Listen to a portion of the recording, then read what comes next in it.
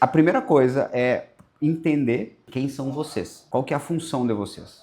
O corretor de imóveis em si, ele tem uma única função: aproximar as partes. Nós vamos aproximar o cliente que quer comprar um imóvel de um cliente que quer vender um imóvel. Esse é o meu papel. O resto é o que eu vou melhorando para entregar o melhor para esses clientes. Por exemplo, eu estou atendendo um cliente que quer comprar um imóvel e eu não tenho um imóvel disponível na minha carteira. O que eu preciso fazer?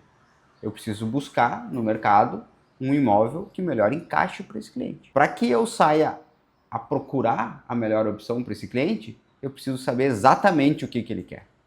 Aí eu tenho que fazer uma boa entrevista. Que daí a gente vai entrar depois numa aula mais a fundo sobre o funil de vendas, por exemplo. Que é o passo a passo. A entrevista, a entrada do lead, né? Fazer visita, remarcar outra visita, negociação e fechamento. Entendendo isso, vocês vão encurtar o caminho ou vão evitar retrabalho. Por que eu estou falando isso? Tá? Porque eu já vi muito corretor de imóveis tentando ser psicólogo de corretor, de cliente. Tentando resolver a vida de um cliente. O que eu quero dizer com isso? Eu sempre vou falando algo e vou exemplificar, tá? Para vocês poderem trazer isso para o dia a dia de vocês. Às vezes o cliente quer comprar um imóvel, ele tem um salário, tem uma entrada, mas quando a gente vai fazer a aprovação do crédito dele, esse cliente está com uma restrição, por exemplo. Ele está com uma conta atrasada de luz, está com uma conta atrasada de telefone, alguma coisa assim. O que eu já vi corretor fazendo? Pagando conta para cliente, para liberar o nome dele para fazer financiamento. Acontece, nós não fazemos isso. A gente não resolve vida de cliente. A gente orienta ele. Olha, hoje você não consegue comprar o seu imóvel porque você está com uma restrição, você precisa liberar a sua restrição. A gente tem que ser profissional com relação a isso. A gente não é pai de cliente, não sou advogado, não sou professor, não sou conselheiro. Tem muito cliente que está separando marido e mulher e corretor fica dando pitaco na vida íntima dos caras, entendeu? Não, tu não pode assinar sem a tua mulher, ela tem que dar uma procuração assim, assim, assim. Ou seja, nós orientamos os clientes a fazerem os processos da melhor forma, como manda a lei. Esse é o nosso papel, trazer segurança. O corretor em si, ele tem dois caminhos para botar dinheiro no bolso. O primeiro é vendendo imóvel. O segundo é agenciando o imóvel. O que é o agenciamento em si? Tá? Eu vou usar termos que para algumas pessoas é novidade, para outros nem tanto, tá? O agenciamento de imóveis é quando eu vou captar um produto, eu vou trazer um imóvel para que toda a imobiliária possa vender. Eu vou trazer para dentro da carteira de produtos da imobiliária. Esse é o caminho mais rápido para o corretor colocar dinheiro no bolso. Por que eu estou falando isso? Porque se eu vou atender um cliente para venda, é só eu vendendo, né?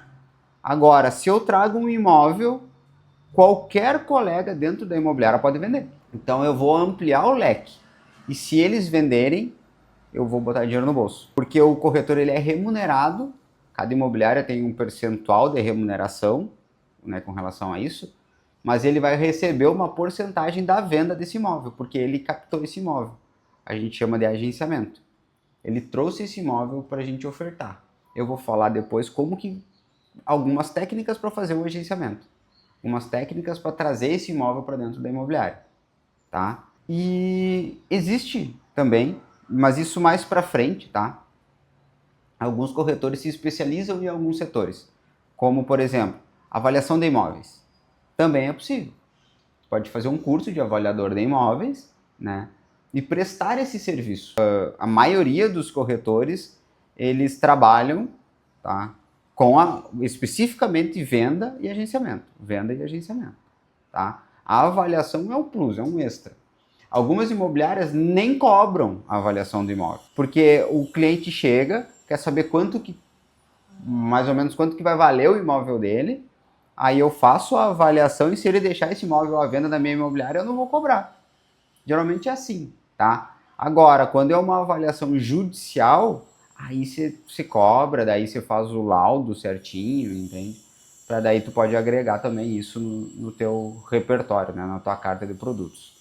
Mas em geral é isso, tá? O corretor, ele trabalha a venda de imóvel e agenciamento. Depois que vocês conseguem entender que o corretor, ele não tem uma outra função a não ser aproximar as partes, tá? Vocês têm que entender que nós vamos trazer um imóvel, captar um imóvel, nós vamos atender um cliente que quer comprar, nós vamos fazer uma visita no imóvel, nós vamos fazer uma reserva, nós vamos negociar, nós vamos juntar a documentação, nós vamos fechar o negócio, assinar contrato e fazer um pós-venda, tá? Eu tô falando em questão de empresa, tá? E tudo que cabe ao corretor participar dentro dessas funções, dessa linha do tempo, dessa trajetória do cliente.